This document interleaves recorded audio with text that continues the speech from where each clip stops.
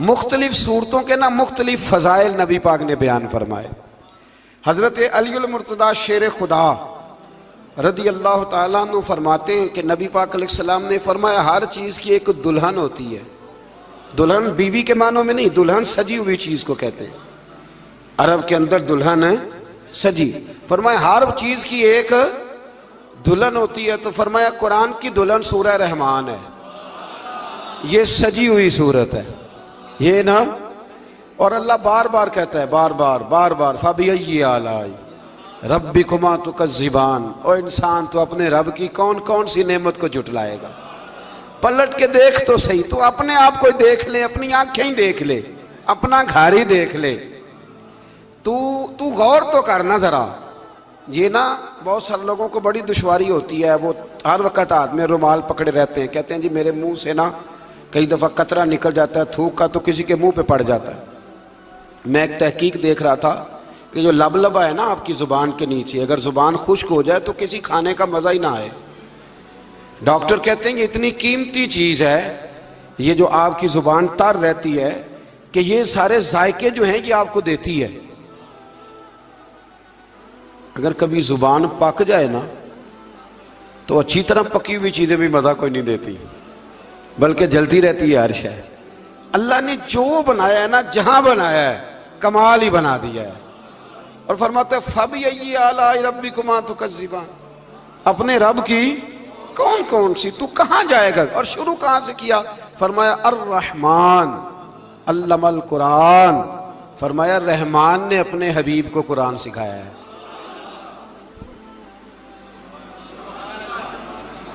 حضرت علی فرمایا کرتے تھے کہ میں اگر قرآن کی تفسیر لکھوں تو کئی اونٹ کتابوں کے بھر جائیں، پھر بھی تفسیر ختم۔ ہم پرانی بات نہیں کرتے، یہ گجرات میں مفتی احمد یار خان صاحب نعیمی حکیم الامت رحمت اللہ، قرآن مجید کے ایک پارے کی تفسیر لکھی تو پوری ایک جلد بن گئی۔ ابھی پنڈی کے وہ عالم حیات ہیں جو کہتے ہیں کہ ایک پارے کی ایک جلد نہیں، ایک پارے کی تو 3-4 جلدیں بن جاتی ہیں۔ اعلیٰ حضرت فاضل بریلوی سے کسی نے کہا تفسیر لکھے، فرمانے لگے میں لکھوں گا تو پڑھے گا کون؟ فرمایا میں تو سورہ بددعا کی تفسیر لکھوں تو کئی جلدیں بن جائیں۔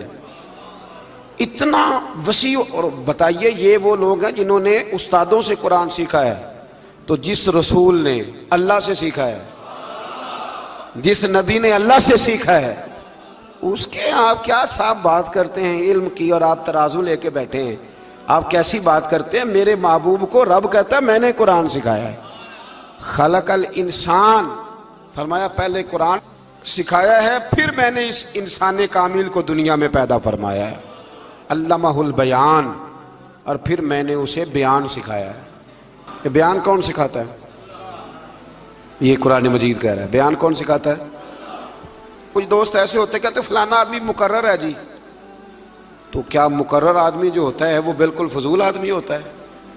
اللہ کہتا ہے کہ یہ جو بیان ہے نا یہ بھی میں ہی سکھاتا ہوں، ہر ایک حصے میں ہر نعمت آتی یہ بھی اللہ ہی سکھاتا ہے۔ اور نبی کریم علیہ السلام نے فرمایا بعض بیان جادو ہوتے ہیں، وہ جادو ہی کر جاتے ہیں جی۔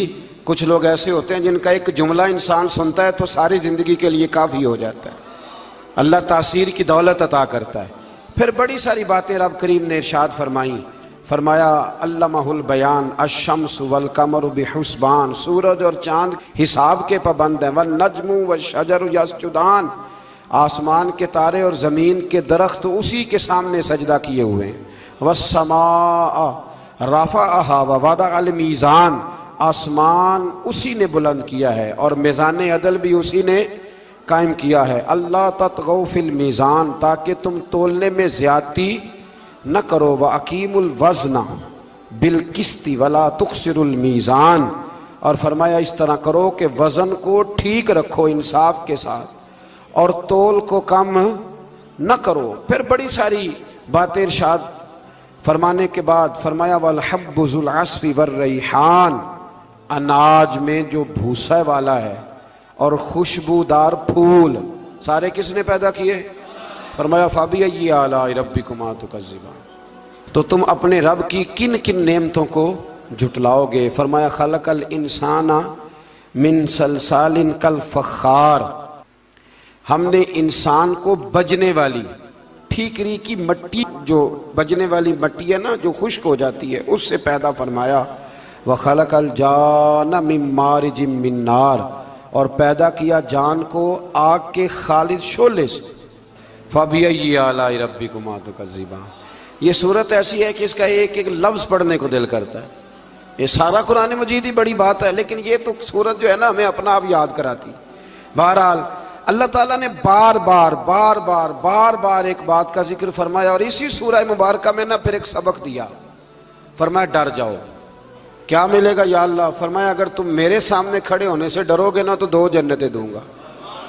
وَلِمَنْ خَافَ مَقَامَ رَبِّهِ جَنَّتَانِ، جو اللہ کے سامنے کھڑے ہونے سے ڈرے گا اللہ اسے 2 جنتیں دے گا۔ ویسے آج کل ڈرتے تو نہیں نا لوگ، ڈر نکل گیا، بس تھوڑا سا برادری سے ڈرتے ہیں، برادری سے تھوڑا سا، زیادہ نہیں، تھوڑا سا رسم و رواج سے ڈرتے ہیں۔ کچھ تھوڑا سا کچھ لوگ ہیں جو چلو تھوڑا بہت بچوں سے ڈر جاتے ہیں، تھوڑا ہے نا، دنیا داروں سے لوگ ڈرتے ہیں، نہیں ڈرتے تو اللہ سے نہیں ڈرتے جس سے ڈرنا چاہیے۔ فرمایا جو رب کے سامنے کھڑے ہونے سے ڈرے گا اللہ اسے 2 جنتیں عطا فرمائے گا۔ پھر